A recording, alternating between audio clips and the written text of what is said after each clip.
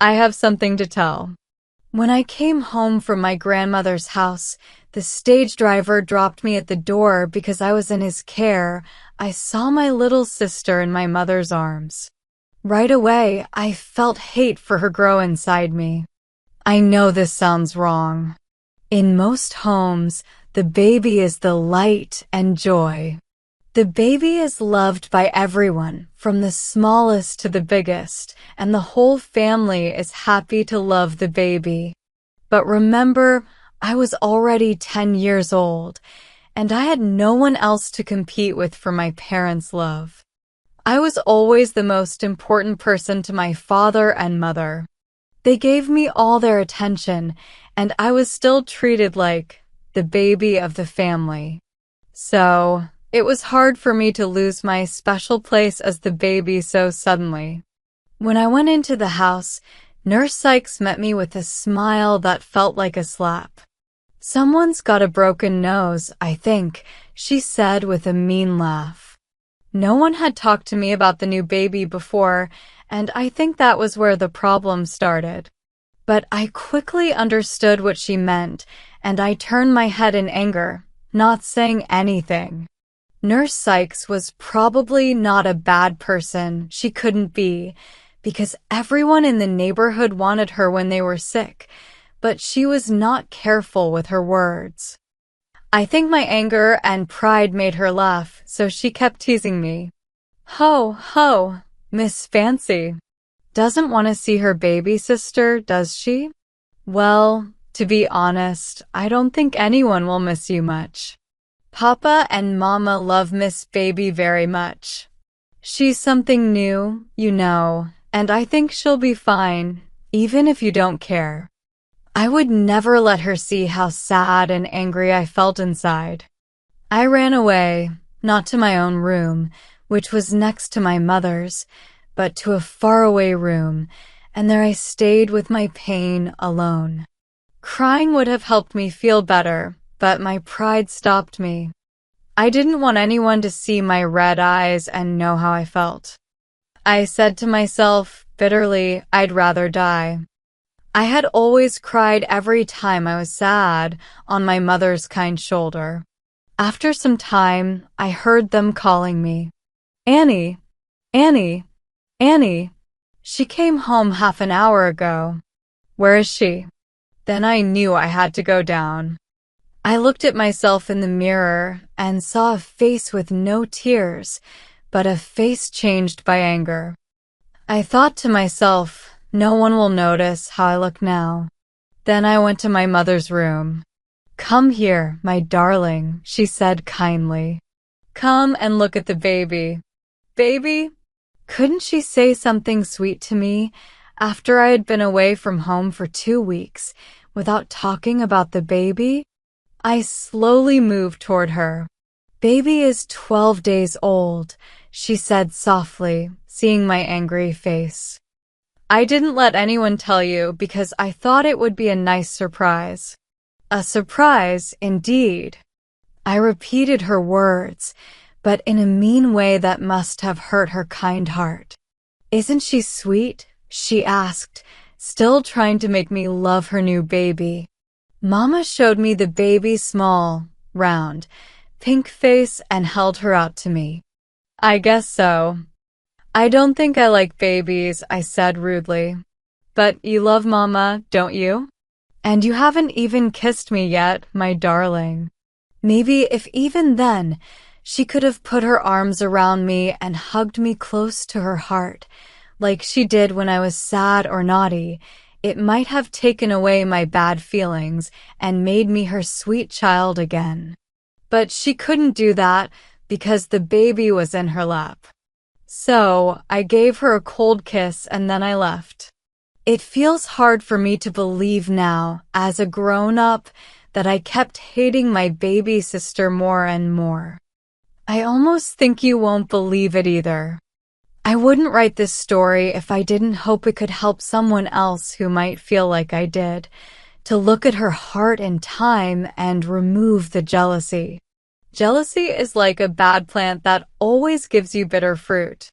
From the very beginning, Little Lilias, or Lily, as everyone called her, was a very beautiful child.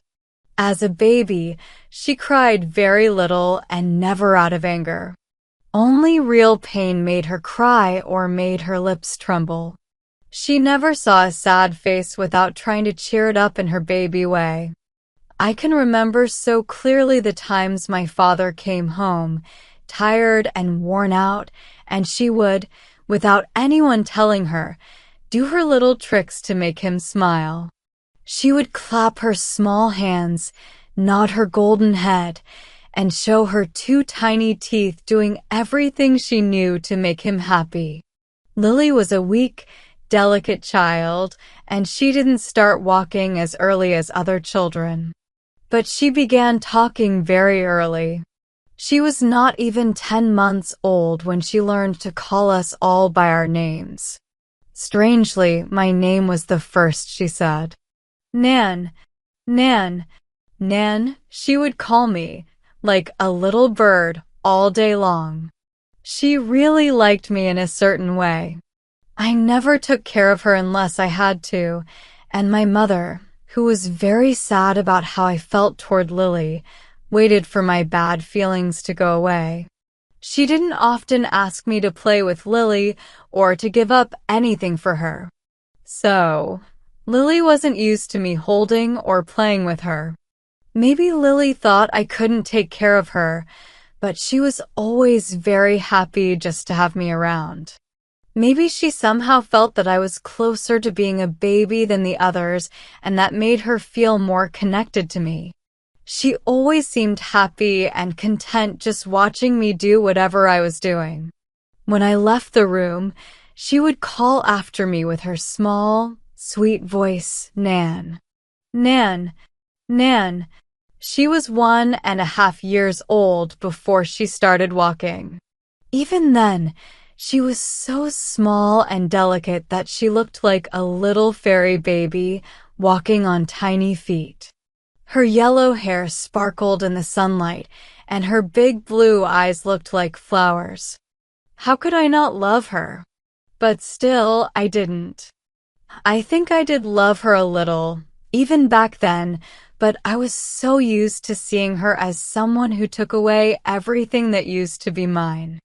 I never admitted to myself that I felt any kindness toward her, not even in my own heart. Father and mother were so good to me, better than I deserved.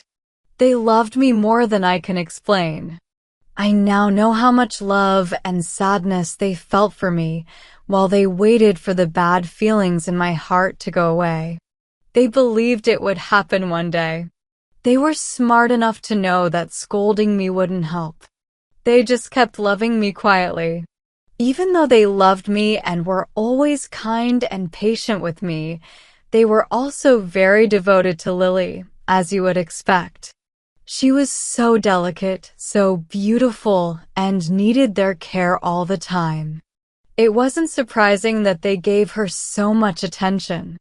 One day, when she was 2 years old and I was 12, I was sitting in a corner of the living room, putting a puzzle together. A lady came to visit my mother. She looked at Lily for a long time, but that wasn't unusual. Lily was so beautiful that people liked to watch her. Finally, as the lady got up to leave, she couldn't help but say, "Take good care of that little one, Mrs. Allen. She looks like a child the angels love." I saw my mother's eyes fill with tears as she answered, but I didn't hear what she said. Then she went to the door with her guest. Should I tell the sad and bitter truth? I understood, just like they did, that they thought our Lily was so weak that it would be hard to keep her alive in this cold world. For a moment, I felt a bad kind of happiness. When Lily was gone, I would be the only one my father and mother loved, just like before she came. They would love me again when they had no one else to love. I felt a guilty heat in my cheeks, and I quickly put my mat back in the box and got up to leave the room. As I left, I heard Lily's small, sweet voice call out, "Nan, Nan, Nan." For the first time, I felt that I would miss her voice when it would never call me again through the years. The next summer was very hot and strange. In July, our Lily started to get weaker.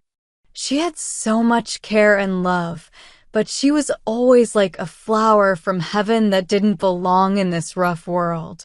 She needed the healing wind that blows forever in heaven. She got so weak that she couldn't run anymore. She would lie all day in a little crib with rose curtains. My mother would sometimes hold her, and Lily's big blue eyes would follow us around, full of love. She looked at me the longest. Every time I left the room, I would hear her small, sweet voice calling after me. One day, the doctor sat by Lily's bed for half an hour, watching her with a serious face. Then he went to speak with my mother alone. When my mother came out, her eyes were red. I knew then, what I had guessed before, that the doctor told her we had to say goodbye to our little Lily. My heart was not completely hard, because I felt soft and scared. Lily was going to God, and I wondered if she would tell him that I hated her, my baby sister, whom he gave me. I went away to pray. I had said my prayers every night and morning, but this was different. This was my heart crying out for forgiveness. Later, I went to my mother. Lily was sleeping, and my mother was sitting next to her, pale but calm. I knelt beside her and cried, "Oh, Mother, I have been so bad, and now I can't fix it. I wish I could die and let you keep Lily." She leaned over and hugged me. "If you are not fit to live, my darling, you are not fit to die," she said softly. "I can let Lily go more easily because she is still pure. I have seen your sin and your pain, and I knew you would be sorry." "Oh, I am. I am. Mother, how can I live with this? Will Lily tell God that I hated her? God already knows everything. But Lily never knew what hate was. She has always loved you. She thinks the whole world loves her. The pain your sin caused didn't touch Lily. Thank God for that. But I could have made her happier. I could have been good to her. Now, I might never have another little sister." Just then, Lily woke up and reached out with her tiny hands. She called softly. I ran to her and took her in my arms. She saw the tears on my face and touched them with her small fingers. "Naughty Nan," she said, in a sweet voice. "Naughty Nan, don't cry. You'll make Lily cry too." I wiped my tears and tried to smile, but my heart felt heavy. No matter how sad I felt, I couldn't bring back the time when I could have loved my little sister. Instead, I had hated her. What happened next? Nothing, except that Lily faded away like the summer flowers. She didn't get better. We all fade like leaves, but Lily was never a strong green leaf in the sunshine. She was like a pale, sweet day lily that lived its short life and died at sunset. The first words she ever spoke were also her last. She opened her soft eyes after being silent for a long time. She looked at me and called, "Nan, Nan, Nan." It was like she was calling me to follow her into the next life. And then, she was gone. If there has been any good in my life since then, any effort to be kind and gentle, it has been for her. I hope that one day, I will join her where she has gone, and I will know I am there when I hear her soft voice calling, "Nan, Nan, Nan." Welcome, Nan.